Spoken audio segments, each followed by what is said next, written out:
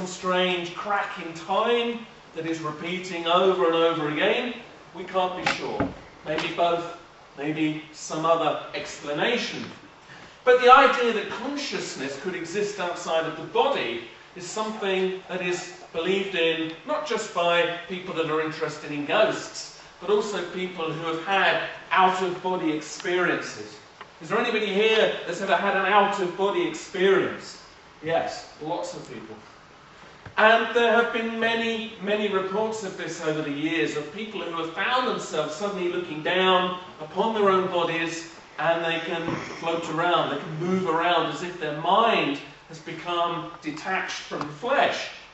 And in some hospitals, they've noticed that lots of people under general anaesthetic, when they're having an operation, will report suddenly finding themselves fully awake, but looking down on themselves. And they've come back from these experiences and have reported seeing things in rooms that they couldn't have entered, seeing objects up on tops of high shelves and cupboards that they couldn't possibly have seen when lying down on the slab below.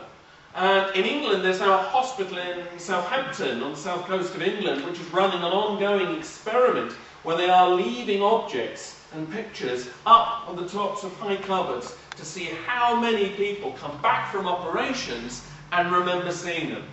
And this is something that's been tried in other experiments with some success, and it's going to be very interesting to see what they come up with when they compile their final results. So there are lots of strange things going on in our world, and I'm just using here as an example of things that we're not meant to talk about. We're not supposed to discuss this in the usual normal world. We're supposed to pretend that none of this goes on, even though it so obviously is going on. And some things are mysteries because we just don't understand them, but maybe other things are mysteries because we don't really want to look too closely. And one other mystery, which is rather less wonderful, is the cattle mutilation phenomenon. Has anybody here not heard about this? It's astonishing how many people have not heard about it. Every year, there are thousands of cases around the world, but often in America, but not exclusively, often other countries too, where animals, usually cattle, sometimes other animals, are being found dead, but with no evidence of obvious injury. But certain parts of their bodies, certain organs have been removed almost with laser precision. There's no mess, there's no blood, there's no sign of a fight or struggle, and nobody can explain how this is occurring. Now, some people have suggested this is some sinister military experiment trying to extract genetic material for some strange reason. But other people think there may be some kind of extraterrestrial explanation. And the reason that some have said this is because very often strange lights are seen hovering over the areas where these animals are then found. And this leads some people to think there might be some other strange alien force at work. And indeed, this experience is now so common. If you go to some states of America, you may even find road signs like this, with a UFO hovering over a cow.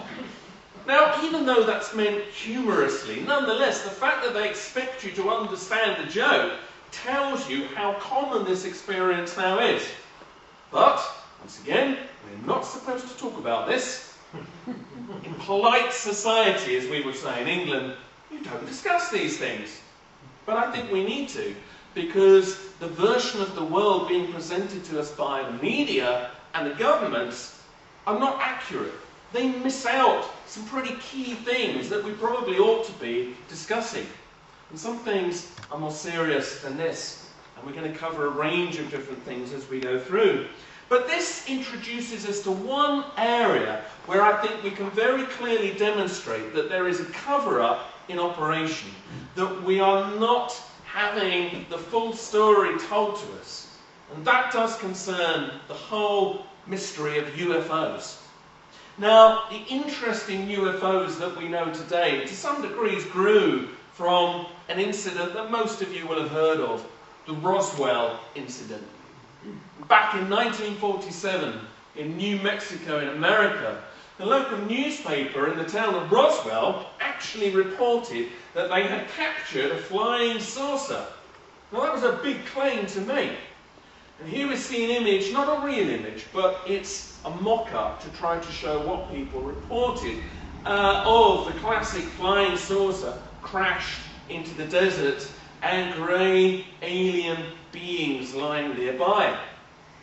Now this story has been built upon over the years, and a lot of myth and a lot of sort of strange things have been added in to the point where it's hard to know what really happened.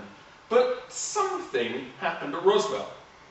Now, realising that this wasn't a very good story to be going out to the world's press, the military base at Roswell the very next day had to call a press conference.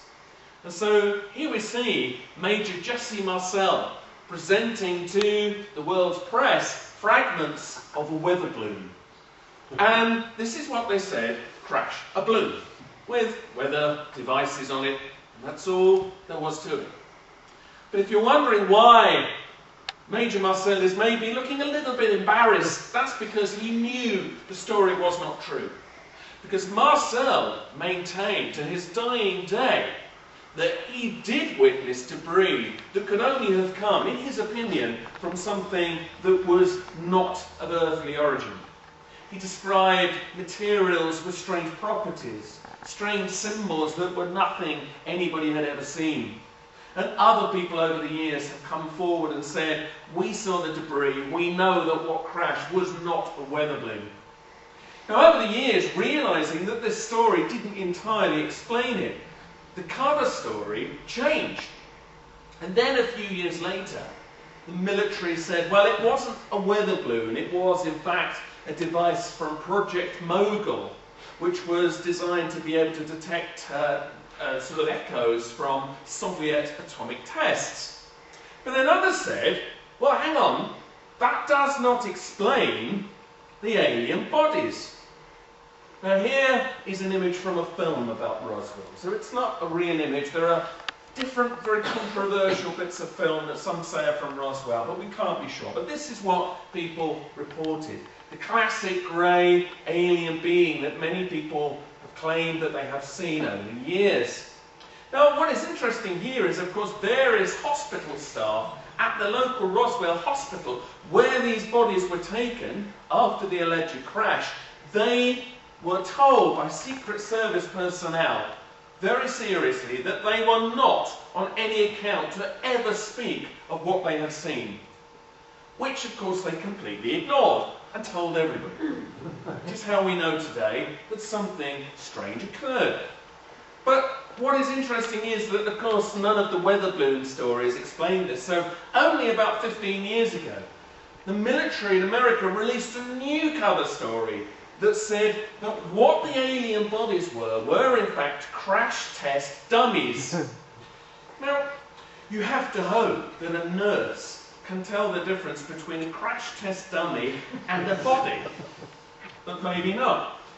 Anyway, what this just shows is not that we're ever going to get to the full truth of what occurred here, but that something occurred that plainly somebody doesn't want us to talk about.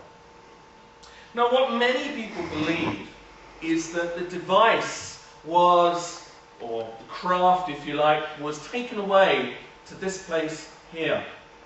What we're seeing is an aerial shot of a place called Area 51, or Dreamland as it's sometimes known. It's a military base in the Nevada desert, and it does exist, and here it is. It is not officially discussed what goes on there. We have never had a proper explanation of what is done at Area 51. But there have been whistleblowers, people who have claimed to have inside information, have come forward and said they have the craft from Roswell and other alien encounters here in secret hangars under the ground, and that what they're doing is examining this technology and trying to reverse engineer it to create new military technology. And it is interesting that in earlier years, when you could get closer to Area 51 than you can today, people filmed objects flying over the runways, performing extraordinary aerial maneuvers in ways that conventional aircraft do not move. So it does seem they are testing something here, whether it's alien or not. So this is where it begins to get interesting, because they don't want us to know what goes on here, realising that people were filming things with telescopes and binoculars. In recent years they've pushed back the boundaries, so now you can't get anywhere near. That's as much as you will see. A dusty road going into the desert. If you try to go further, you will be arrested. Fair enough. It's a military base, so you can understand they wouldn't want anybody to go in, and yet there's never been a credible explanation for what really does go on there. So that's where the conspiracy theorists begin to wonder what is going on. And this word, this term, conspiracy theorist, in Britain especially, has now become used in the media as a term of abuse. It's used as an insult. If they call you a conspiracy theorist, what they're saying is you are a mad person. Even though, actually, the reason people theorise over conspiracies is because there's lots of potential conspiracies to theorise over. So actually, as a term, conspiracy theorist, it's purely an accurate explanation of what some people are trying to get to the bottom of. And as far as the UFO phenomenon goes, there is no question that there is something occurring. Too many people report seeing them, too many credible witnesses, ex-military, especially through Stephen Greer's Disclosure Project in America, but other people besides, ex-commercial airline pilots, current commercial airline pilots, all report seeing incredible craft of different shapes and sizes, the things that cannot be explained by conventional aircraft.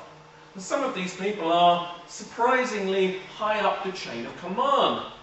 Just in recent years, Edgar Mitchell, an astronaut from Apollo 16, has said very publicly that he saw evidence of ETs during the NASA space program, which we'll talk about later. And that the government is covering up evidence of ETs.